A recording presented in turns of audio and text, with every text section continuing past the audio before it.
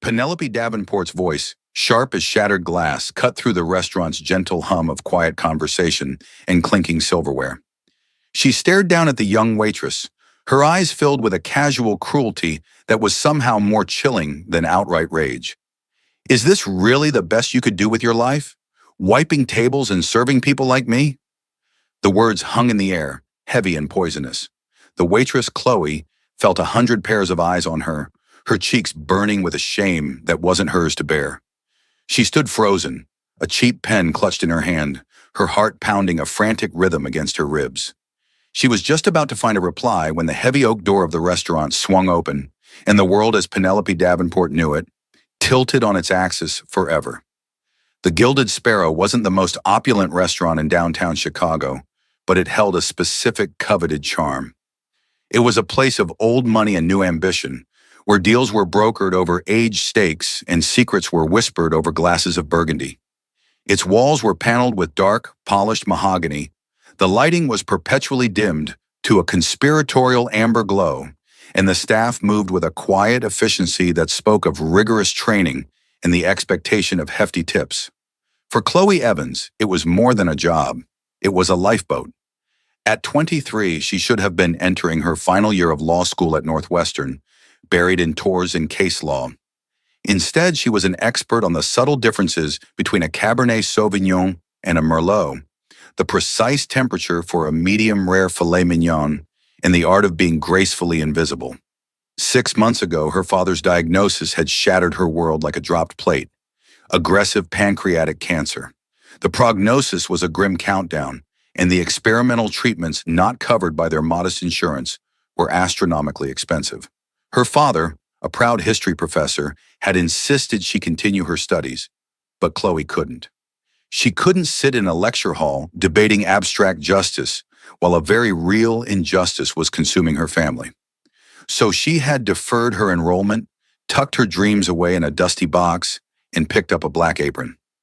The long hours and aching feet were a small price to pay for the cash that went directly to the mounting medical bills. Her mother, a freelance graphic designer, was working every waking hour, her face etched with a permanent worry that Chloe tried her best to soothe. Each night, Chloe would come home, the scent of expensive food clinging to her clothes, and count her tips on the worn kitchen table. A small soldier reporting the day's victories in a war she feared they were losing. Tonight was a typical Tuesday, a steady but manageable flow of patrons. Chloe moved through her section with a practiced ease, her smile genuine, her service impeccable. She had a knack for anticipating needs: a refilled water glass, an extra napkin, a recommendation for the indecisive. She treated every customer with the same quiet respect, from the lone businessman reading a newspaper to the giggling couple on a first date. Then the Davenports arrived. They didn't walk in so much as make an entrance. Richard Davenport was a man in his late 40s, with a tailored suit that probably cost more than Chloe's last semester of tuition, and a weary, distracted air about him. He was a senior vice president at Sterling Global Investments, a name that carried immense weight in the city. But it was his wife, Penelope, who commanded the room's attention. She was a vision of curated perfection, from her platinum blonde hair sculpted into an elegant chignon to the diamonds that glittered at her ears and throat. Her dress was a sheath of emerald silk, and she carried a handbag that looked like it had its own security detail. Chloe's section was their destination. The hostess, a younger girl named Sarah, led them to the best booth, a plush, semicircular seat upholstered in deep red leather.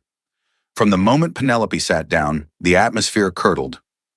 "Is this the best you have?" Penelope asked, running a manicured finger along the pristine tablecloth as if searching for a flaw. Her voice was a low, melodic purr, but it had an edge of steel. "It's our most requested table, Mrs. Davenport," Sarah replied, her professional smile wavering slightly. Penelope sighed, a theatrical exhalation of profound disappointment. "I suppose it will have to do."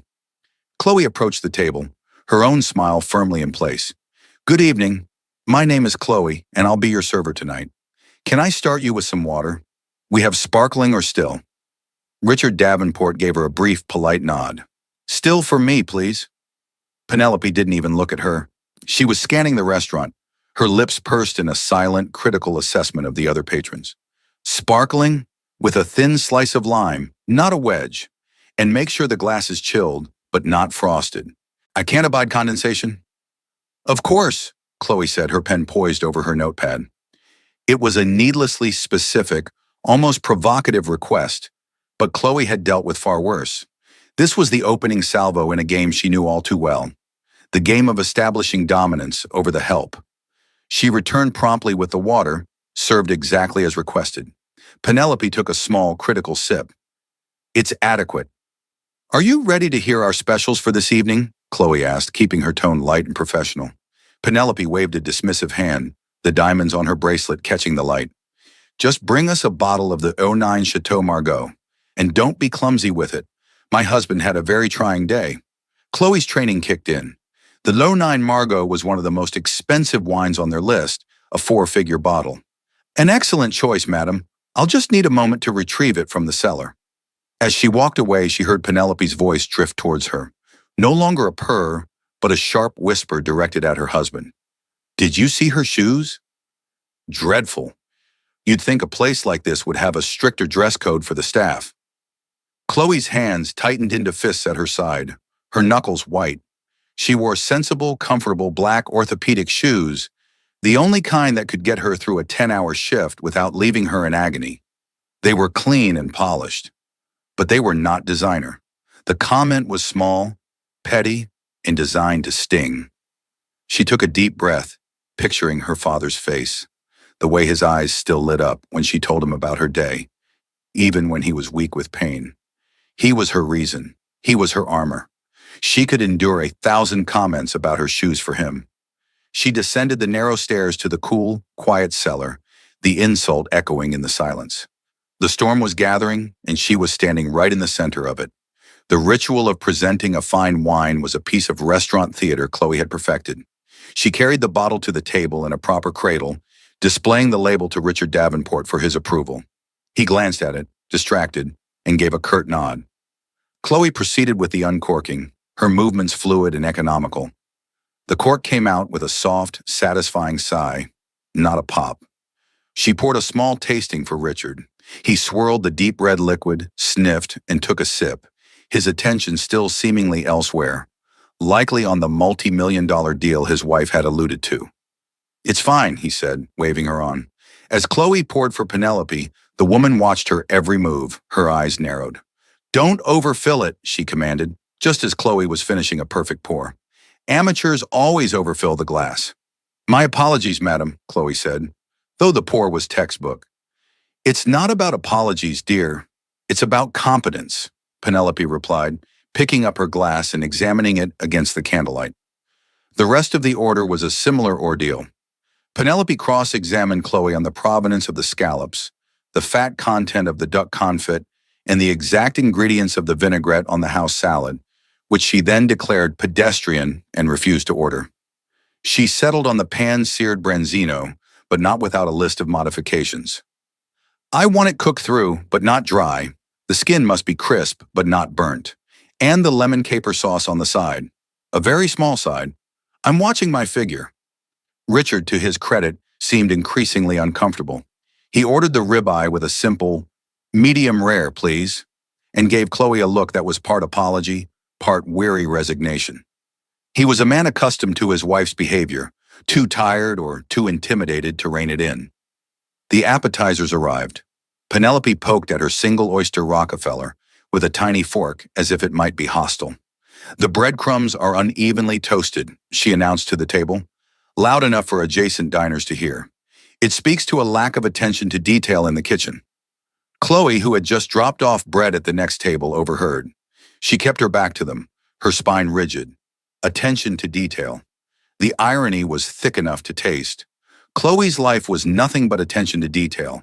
The precise dosage of her father's medication, the careful budgeting of every single dollar, the delicate balance of hope and despair she navigated every single day. Penelope, please, Richard murmured, his voice low. Just eat. I am merely making an observation, Richard, she shot back. Quality is quality. Some people understand it, and some people... She paused, letting her gaze drift pointedly towards Chloe, who was now clearing their appetizer plates. Don't. Chloe's smile was cemented on her face, a mask of professional courtesy. Inside, a cold knot of anger was tightening in her stomach. She had served entitled people before. It was part of the territory, but Penelope Davenport was different. There was a targeted personal venom in her condescension, a delight in making others feel small. It wasn't just about demanding good service. It was about asserting her own superiority by crushing someone else's spirit. When the main courses were served, the true performance began. Chloe placed the branzino in front of Penelope with a steady hand. "Here is your pan-seared branzino, with the sauce on the side as you requested." Penelope stared at the plate for a long, dramatic moment. She picked up her fork and gently flaked a piece of the white fish. She brought it to her lips, chewed slowly, and then her face contorted into a mask of disgust. She delicately spit the mouthful into her napkin. "This is utterly inedible," she declared. Richard sighed and put his head in his hands for a brief second. Chloe's heart sank. "I'm very sorry to hear that, madam. Is there something wrong with it?" "Something wrong with it?" Penelope laughed, a short, sharp, ugly sound. "It's hopelessly overcooked. It's dry as sawdust. I specifically said I wanted it cooked through, not mummified. Did you fail to relay that to the chef? Or are you simply incapable of remembering a simple instruction?" The accusation was sharp and unfair. Chloe had written the instructions down verbatim and had personally emphasized them to the head chef, a temperamental but brilliant man named Julian, who did not suffer fools gladly. She knew for a fact the fish had been cooked perfectly. "I can assure you, I passed along your instructions precisely," Chloe said, her voice even but firm. "Perhaps I could bring you something else? The kitchen would be happy to prepare another dish for you. And wait another 30 minutes while my husband finishes his meal?" "I think not," Penelope sneered. She pushed the plate away with a flick of her wrist. This entire experience has been a disaster, from the table to the incompetent service. It was then that she delivered the line that would echo in Chloe's mind for years to come. She looked Chloe up and down, a slow, deliberate appraisal that took in her simple black uniform, her sensible shoes, and the faint weariness around her eyes. "You know," Penelope said, leaning forward as if sharing a profound secret, "my father always told me that you can judge a person by the choices they make. And looking at you," she gestured vaguely at Chloe's entire existence, "I must say, your choices are rather pathetic. Is this really the best you could do with your life? Wiping tables and serving people like me? Don't you have any ambition? Any dreams?" The cruelty of the question stole the air from Chloe's lungs. Dreams. Her dreams were on hold, sacrificed at the altar of her family's needs. Her ambition was currently channeled into ensuring her father lived to see another birthday. This woman, draped in diamonds and privilege, knew nothing of the choices Chloe had made, or the heavy reasons behind them. She saw a waitress, a failure, a non-entity. Chloe's training, her practiced smile, her professional detachment, it all threatened to crumble. She could feel the hot sting of tears welling behind her eyes, but she refused to let them fall. She would not give Penelope Davenport the satisfaction.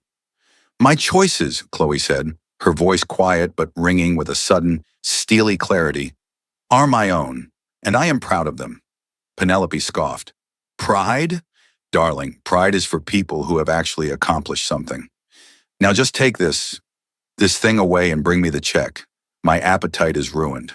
As Chloe reached for the plate, her hand trembling ever so slightly, she knew the night was far from over. Penelope wasn't just a difficult customer. She was a bully who had chosen her as a target, and she wasn't done yet. The atmosphere at the table was now thick with a tension that could be cut with a steak knife. Richard Davenport ate his meal in silence, his jaw tight, refusing to meet his wife's eyes. Penelope sat with her arms crossed, radiating a triumphant displeasure, as if she had won some great victory.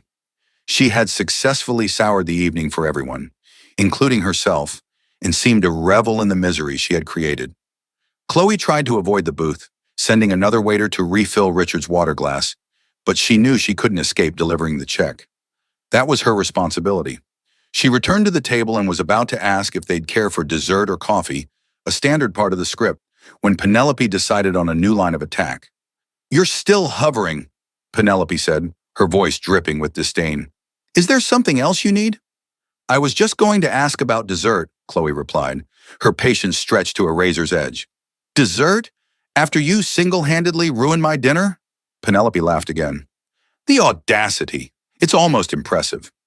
She then turned her attention to the half-full glass of expensive red wine sitting in front of her. She picked it up, swirled it, and as Chloe leaned in slightly to clear the breadbasket, Penelope's hand jerked. The deep red liquid arced through the air, splashing across the pristine white front of Penelope's silk blouse, creating a ghastly spreading stain. Penelope gasped, a sound of pure theatrical shock. "Oh my God, look what you did!" she shrieked, jumping to her feet. The entire restaurant, which had been trying its best to ignore the drama at the corner booth, now fell silent. Every eye turned towards them. Chloe froze, her hand still in midair. She hadn't touched Penelope. She hadn't even been close enough to jostle the table. It was an act, a deliberate, malicious piece of theater designed for maximum humiliation. "You clumsy, incompetent girl!" Penelope's voice rose in volume, sharp and hysterical. "This is a custom-made blouse. It's ruined, absolutely ruined." "Madam, Chloe began, but Penelope cut her off. "Don't you madam me! You did this on purpose. You were resentful because I pointed out your ineptitude, and you lashed out." Richard was on his feet now, dabbing at his wife's blouse with a napkin, his face a mask of frantic embarrassment. "Penelope, calm down. It was an accident." "It was not an accident, Richard. It was a deliberate assault," she cried, pointing a trembling, accusatory finger at Chloe. "I want her fired. Right now. I want to speak to your manager this instant." The manager, a tall, perpetually stressed man named Mr. Harrison, was already gliding toward the table, his face a carefully blank canvas of professional concern. "Is there a problem here, Mrs. Davenport?" "A problem?" Penelope screeched. "Your waitress just assaulted me. She threw wine all over my designer blouse. I want her terminated immediately. This restaurant will be hearing from my lawyer." Mr. Harrison looked from Penelope's dramatic display to Chloe's pale, shocked face. Chloe had been one of his best employees for 6 months. She was reliable, graceful under pressure, and had never had a single complaint against her. He knew instinctively that something was very wrong with Penelope's story. "Miss Evans," he said, his voice low and calm, "what happened?" Before Chloe could speak, Penelope answered for her. "She'll lie, of course she'll lie. People like her, they have no integrity. They just try to get by, taking no responsibility for their failures." And that was it, the breaking point. It wasn't the false accusation. It wasn't the threat of being fired. It was the casual, sweeping dismissal of her character, of her very humanity. People like her. The phrase echoed with the weight of every silent judgment she had ever endured. Chloe thought of her father in his hospital bed, fighting with every ounce of his being, a man who had spent his life teaching integrity and honor. She thought of her mother, her fingers stained with ink, working through the night. They were people like her. Something inside Chloe shifted. The fear and humiliation receded, replaced by a surge of cold, clear anger. Her training manual didn't have a chapter for this. Her composure, the carefully constructed wall of professional deference, finally cracked.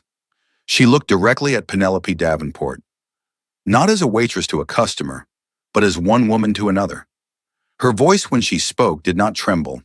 It was quiet, but it carried across the silent restaurant with absolute conviction. "That is not what happened," Chloe said. "You spilled the wine on yourself. I was nowhere near your glass." Penelope gasped, clutching her chest as if wounded. "How dare you call me a liar?" "I am not calling you a liar," Chloe continued, her gaze unwavering. "I am stating a fact. You have been looking for a reason to have me fired since the moment you sat down. You complained about the table, the water, the wine, the appetizers, and a main course that was cooked perfectly. You insulted my shoes, my ambition, and my character. And now you have manufactured this incident to complete your little power trip." A collective murmur went through the restaurant. Richard Davenport's face had gone from red to ashen gray. "Penelope, for God's sake, stop." "I am not a clumsy girl, Mrs. Davenport," Chloe pressed on, her voice gaining strength. "I am a law student from Northwestern who is taking time off to pay for my father's cancer treatments. The dreadful shoes you mocked are what allow me to stand for 10 hours a day to make sure he gets the care he needs." The choices I've made, the ones you called pathetic, are the hardest and most important choices of my life, and I will not stand here and let you or anyone else degrade me for them." The silence in the room was now absolute, broken only by the faint hum of the air conditioning. Mr. Harrison stared at Chloe, his mouth slightly agape. He had never seen her like this. She wasn't yelling or crying. She was delivering her testimony with the cool, incisive precision of a seasoned attorney. Penelope was momentarily stunned into silence, her face a storm of fury and disbelief. She had expected tears, apologies, groveling. She had not expected this quiet, unshakable dignity. "You're fired," she finally spat, her voice a venomous hiss. "Harrison, if you don't fire her this instant, we will ruin this establishment. My husband is Richard Davenport." Mr. Harrison was caught in an impossible position. The Davenports were wealthy, influential patrons. But Chloe's story had the unmistakable ring of truth. As he struggled with what to do, his eyes flickered toward the restaurant's entrance. The heavy oak door swung open, letting in a draft of the cool night air. A man stood framed in the doorway, tall and distinguished, with a mane of silver hair and a face that was both kind and commanding. He wore a simple but exquisitely tailored gray suit, and he surveyed the tense scene with an expression of mild confusion that quickly hardened into concern. Richard Davenport saw him first. All the color drained from his face. He looked as if he'd seen a ghost. "Mr. Sterling?" Richard whispered, his voice barely audible. What are you doing here?" The name hung in the air, charged with significance. Robert Sterling. It was a name that opened doors and silenced boardrooms. He was the founder and CEO of Sterling Global Investments, a titan of industry, a legend in the world of finance, and most importantly, Richard Davenport's ultimate boss. His presence in the Gilded Sparrow on a Tuesday night was as unlikely as a snowstorm in July. Robert Sterling's sharp blue eyes took in the scene with the speed of a man accustomed to assessing complex situations in an instant. He saw the silent, staring patrons. He saw the visibly stressed manager. He saw Penelope Davenport, her face contorted in a mask of rage, a large red wine stain blooming on her chest. He saw his senior vice president, Richard Davenport, looking like he was about to have a coronary. And he saw the young waitress, Chloe, standing alone, her back straight, her expression a mixture of defiance and exhaustion. "Richard," Sterling said, his voice calm, but carrying an undeniable weight of authority as he walked towards their table. "I was hoping for a quiet dinner. It seems I've walked into a bit of theater instead.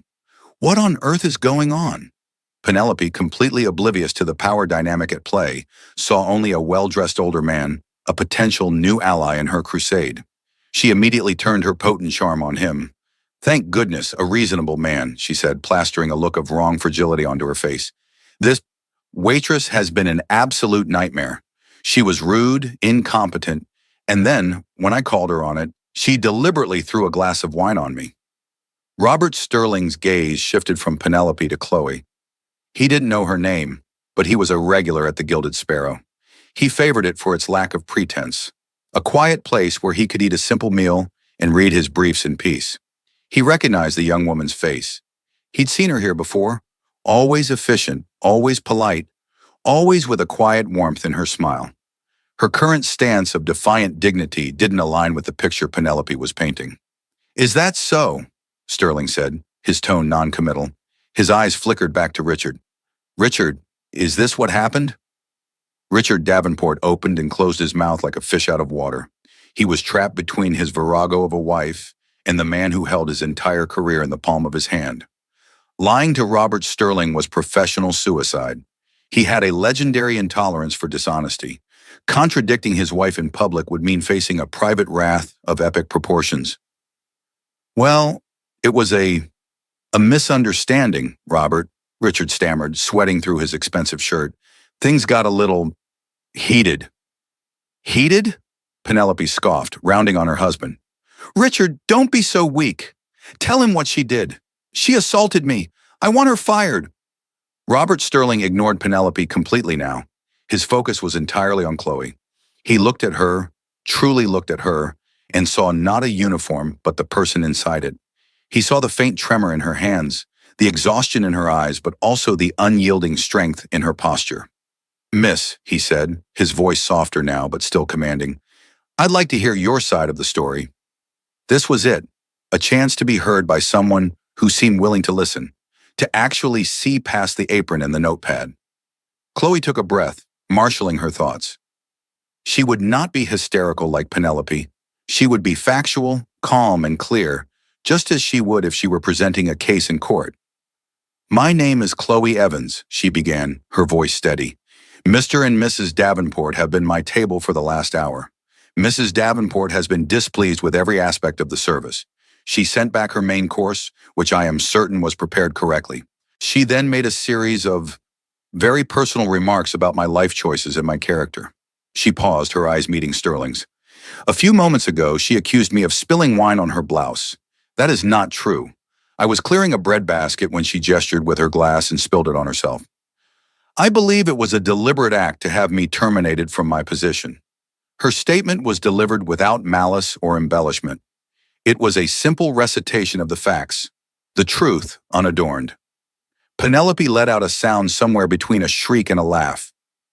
"It's her word against mine. And who are you going to believe?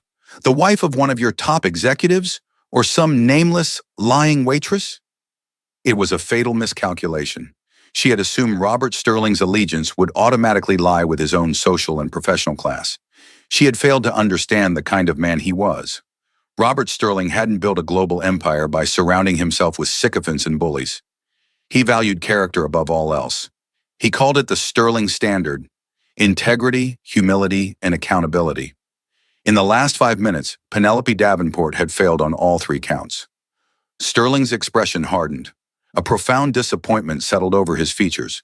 He looked at Richard Davenport, and for the first time that evening, Richard saw genuine, cold anger in his boss's eyes. "Richard," Sterling said, his voice dangerously quiet, "we were supposed to have dinner tomorrow night to finalize the Singapore expansion deal and discuss your promotion to the board. I'm afraid something has come up." Richard's face went white. The Singapore deal was his magnum opus, the culmination of a year's work. The promotion to the board was the dream he'd been chasing for a decade. In a single sentence, Robert Sterling had placed it all on the edge of a knife. "Robert, please," Richard pleaded. "This has nothing to do with business. It's just my wife. Your wife is a reflection of your judgment, Richard." Sterling cut him off, his voice like ice. "The company we keep, the partners we choose, it all speaks to our character." He then turned his full attention back to Chloe. A strange, unreadable emotion flickered in his eyes, something deeper than mere sympathy. It was a look of profound, almost paternal concern. "Mr. Harrison," Sterling said, addressing the manager, "I trust you will not be taking any action against this young woman." "Of course not, Mr. Sterling," Harrison replied immediately, immense relief washing over him. "Good," Sterling nodded. He then looked at Chloe, and the world seemed to shrink until it was only the two of them. "You said your name is Chloe Evans?" "Yes, sir," she said, her heart still hammering in her chest. He held her gaze for a long moment, a silence that seemed to stretch for an eternity.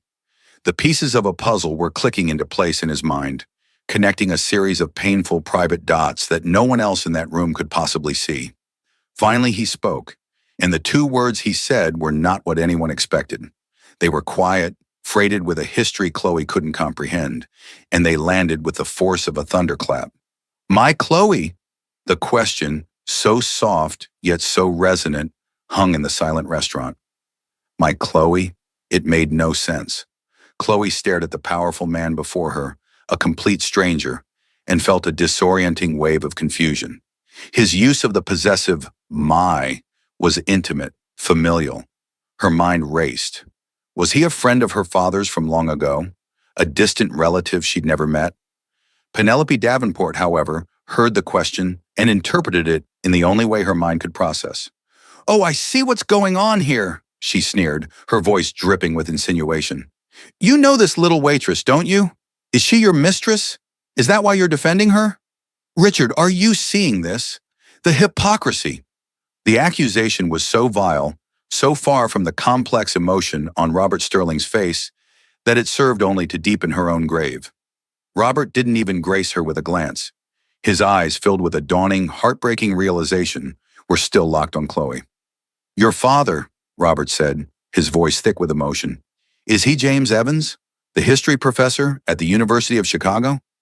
Chloe's breath hitched. A cold dread, mingled with profound confusion, crept up her spine. "Yes," she whispered. "How do you know my father?"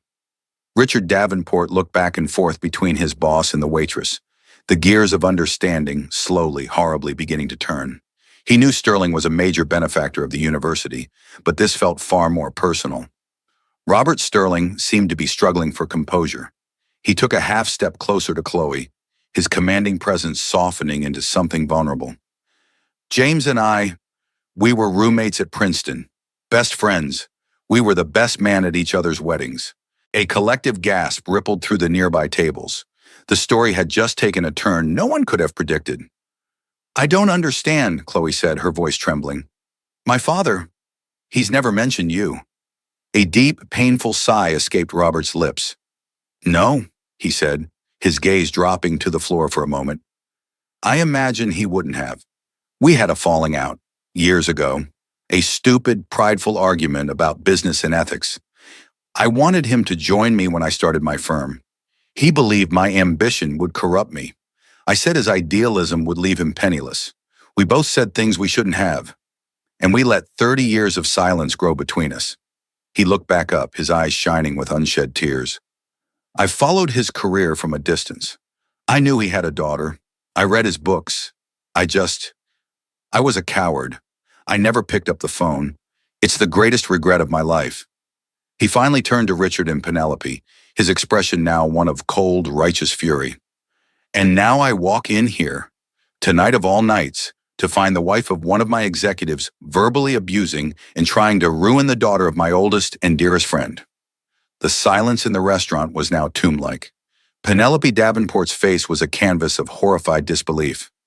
The waitress she had dismissed as pathetic, as a nameless nobody, was intimately connected to the most powerful man she had ever met. The world had turned upside down. The social hierarchy she worshipped had inverted with dizzying speed. "Robert, I had no idea," Richard stammered, his career flashing before his eyes. "Penelope didn't know. We are so sorry." "Sorry?" Robert's voice was low and dangerous. "Are you sorry for what you did, or are you sorry because you got caught by me? There is a profound difference, Richard." He took a step towards their table, his presence looming over them.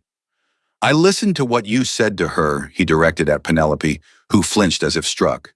"You attacked her choices, her ambition, her very worth as a human being, all to feel powerful for a few moments in a restaurant. You used your privilege as a weapon against someone you believed was beneath you, someone who couldn't fight back." He then looked at Chloe, his voice softening once more. "She said she was working to pay for her father's cancer treatments." It wasn't a question. It was a statement of fact he was piecing together. "James is sick?" Chloe's carefully constructed composure finally broke. A single tear traced a hot path down her cheek. She nodded, unable to speak. The look of pain on Robert Sterling's face was genuine and deep. "Pancreatic?" he asked, his voice barely a whisper. Chloe nodded again. Robert closed his eyes for a moment, absorbing the blow. The stupid fight, the lost years, the wasted time, it all came crashing down on him. "All this time, he's been sick, and I didn't know. All this time, his daughter has been working herself to the bone while I've been—" He trailed off, the self-recrimination clear on his face. He opened his eyes, and they were filled with a fearsome resolve. The unraveling of Penelope's lies was complete, but the night was about to move beyond mere exposure. It was about to enter a phase of reckoning. "Mr. Harrison," Robert called to the manager, who was standing frozen nearby, "please bring me the Davenport's check. They will be paying for their meal, including the branzino that was so inedible. They will also be leaving a 50% tip for Miss Evans' trouble. And then they will be leaving your establishment and will not be returning." It was not a request, it was a verdict. Penelope looked as if she might faint. Richard simply nodded, defeated. His wife's casual cruelty had just cost him everything. The deal, the promotion, and the respect of the man he admired most in the world. Robert Sterling then did something that shocked everyone. He reached out and gently placed a hand on Chloe's arm. "Take off your apron, Chloe," he said, his voice full of a warmth that felt like coming home. "You're done for the night. I'm taking you to see your father." Chloe stood frozen for a beat, the universe reordering itself around her. One moment, she was a waitress on the verge of being unjustly fired. The next, the most powerful man in the room was claiming a connection to her father and ordering her to leave her post.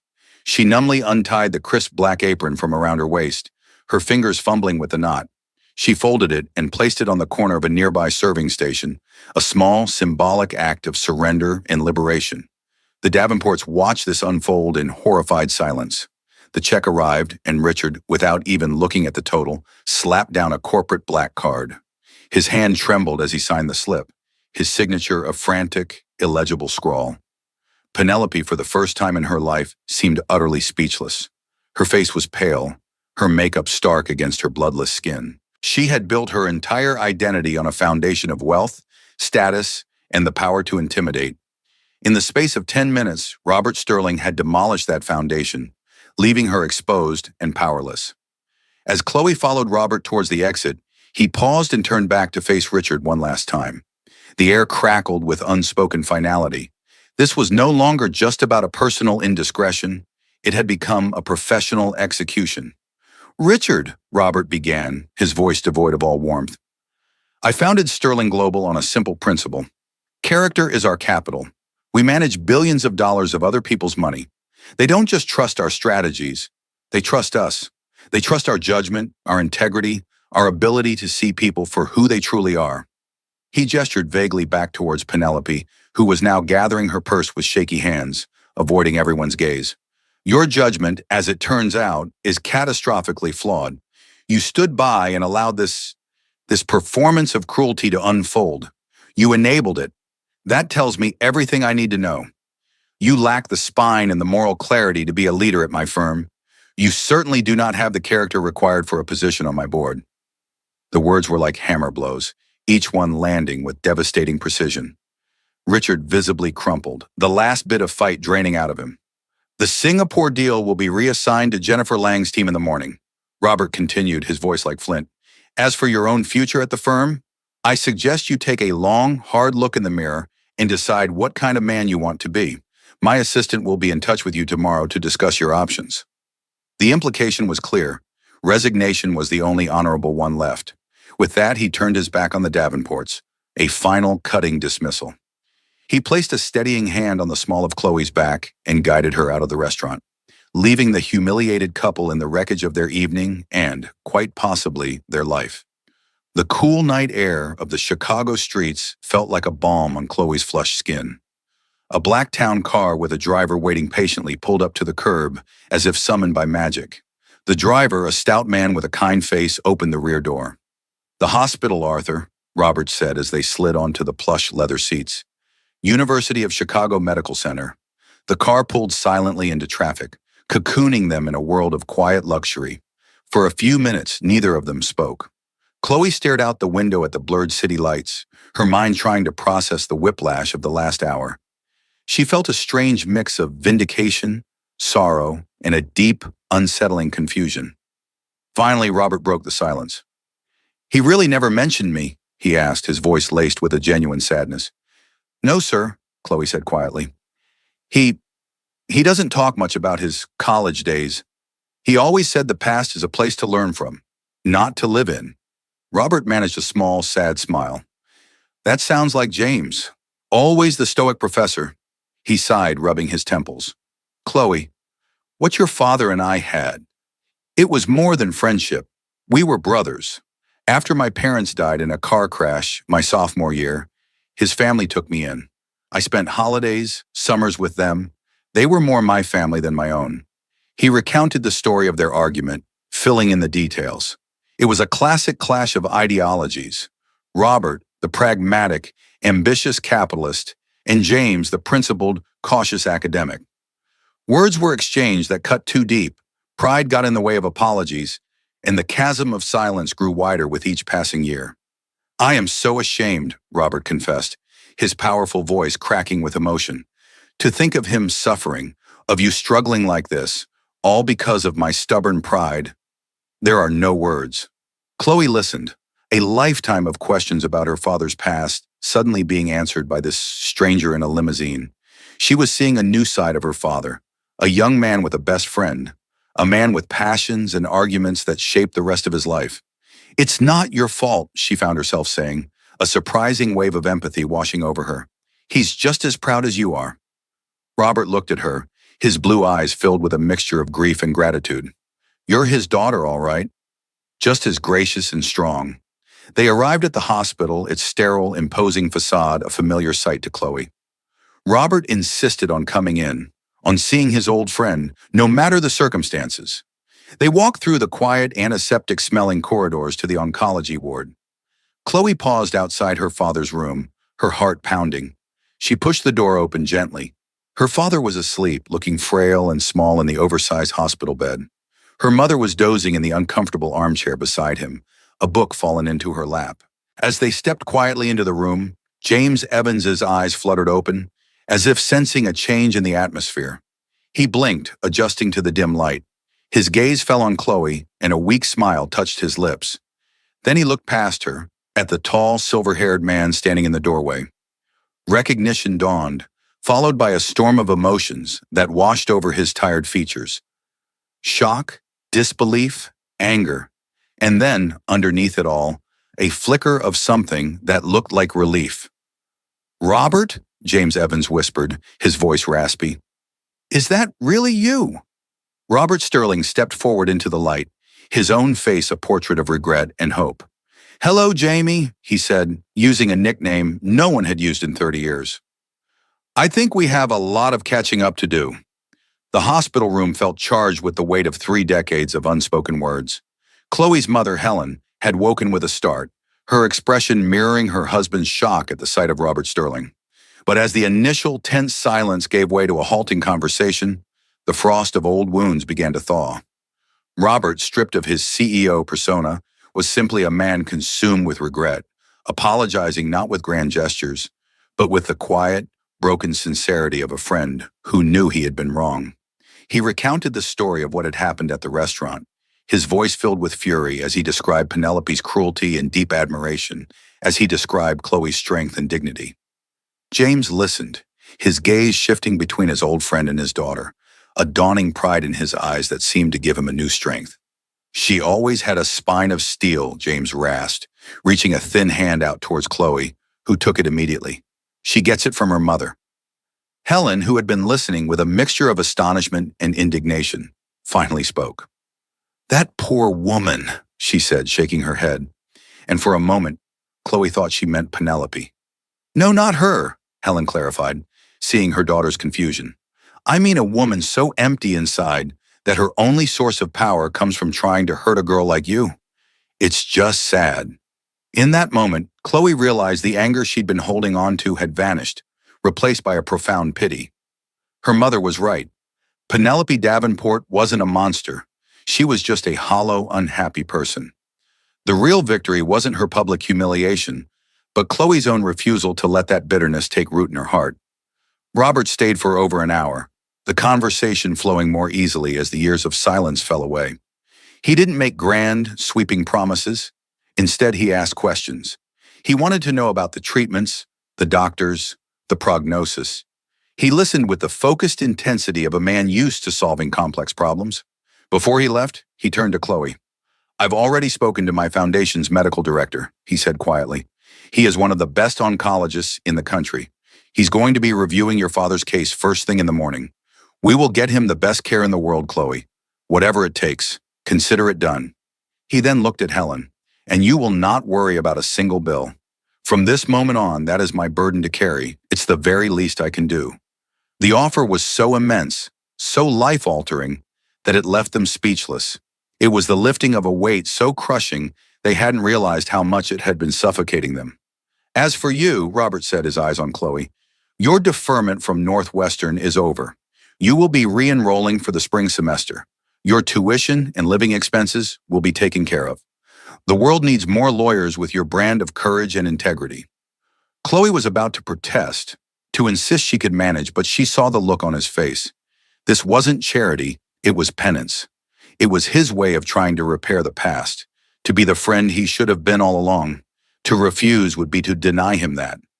"Thank you, Robert," she said, her voice thick with emotion. "It means more than you know." The days that followed were a whirlwind. True to his word, Robert Sterling moved mountains. James was transferred to a private wing and consulted by a team of the world's leading cancer specialists, who started him on a new, cutting-edge immunotherapy treatment. For the first time in months, there was a glimmer of genuine hope. News of the incident at the Gilded Sparrow spread through the city's elite circles like wildfire. The Davenports became social pariahs overnight. Richard quietly resigned from Sterling Global, taking a leave of absence that everyone knew was permanent. Their carefully constructed world of influence and prestige had shattered. The last Chloe heard, Penelope had retreated from the public eye entirely, her reputation in tatters. A week later, Chloe walked into the Gilded Sparrow, not in her uniform, but in jeans and a sweater. She had come to give Mr. Harrison her 2 weeks' notice. He greeted her with a warm smile and a handshake. "We were sorry to lose you, Chloe," he said, "but I think your future is much brighter outside these walls. You should know, you've become something of a legend among the staff here." She smiled, feeling a pang of nostalgia for the camaraderie of the place. Before she left, she saw a young waitress, Sarah, the hostess from that night, looking stressed as she dealt with a particularly demanding customer. On impulse, Chloe walked over to the service station, poured a glass of water, and brought it to the table with a reassuring smile. She gave Sarah a small, encouraging nod. The torch had been passed. Her last act wasn't as a law student or the friend of a billionaire, but as a waitress, showing a small act of kindness to someone walking the same path she had. Walking out of the restaurant for the last time, Chloe felt the crisp autumn air on her face. The city lights of Chicago sparkled around her, no longer just a backdrop for her exhaustion, but a landscape of promise. She hadn't sought revenge or drama, but by standing up for her own dignity, she had inadvertently set in motion a chain of events that had not only saved her family, but had also reconnected two old friends and taught an unforgettable lesson about the true nature of wealth and worth. Her dreams, the ones she had so carefully packed away, were no longer in a dusty box. They were right in front of her, waiting to be claimed, and she was ready. That night in the restaurant, a simple confrontation over a spilled glass of wine became a powerful lesson in humility, character, and the invisible battles people fight every day. Chloe's story reminds us that the titles we hold and the money we have are fleeting, but our integrity, how we treat people when we think no one of consequence is watching, is what truly defines us. It's a testament to the idea that quiet dignity can be more powerful than the loudest insults, and that true strength isn't about how high you can climb, but how you lift others up, especially those who serve you. If this story moved you, please take a moment to hit the like button and share it with someone who might need to hear it. And don't forget to subscribe to our channel for more real-life stories that explore the moments that change our lives forever. Thank you for listening.